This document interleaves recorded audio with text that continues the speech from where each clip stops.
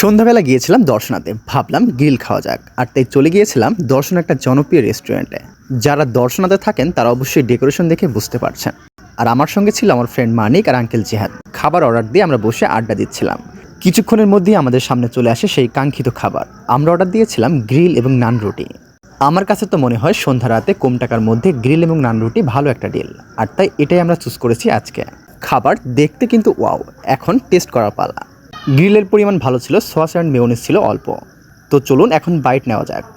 নান রুটি ছিঁড়ে মাংসের সঙ্গে মাখিয়ে মুখে দিতে সুন্দর একটা স্মেল। স্বাদ বলা চলে মোটামুটি। তো আমার যতটা জানা ছিল এই রেস্টুরেন্টের গ্রিলের স্বাদ অনেক বেশি ভালো, সেই তুলনায় একদমই নয়, এভারেজ বলা চলে। তো আমরা যেহেতু নিয়েছিলাম একটা মুরগির অর্ধেক, যার দাম পড়েছিল 300 টাকায়, এবং 6টা নান রুটি যার দাম 180 টাকা। তো চলুন এবার আপনাদের সঙ্গে শেয়ার করি রেস্টুরেন্টটা কোথায়। রেস্টুরেন্টটা হচ্ছে দর্শনা আল্লাহদান রেস্টুরেন্ট। তো আপনারা যারা এখনও আল্লাহদান রেস্টুরেন্টে খান অবশ্যই কমেন্টে জানাবেন এখন এখানকার খাবারের মান কেমন। আমার কাছে তো এভারেজ লাগলো। তো আজকের এই ভিডিওটা এই পর্যন্তই। ভালো লাগলে অবশ্যই মাস্ট বি শেয়ার।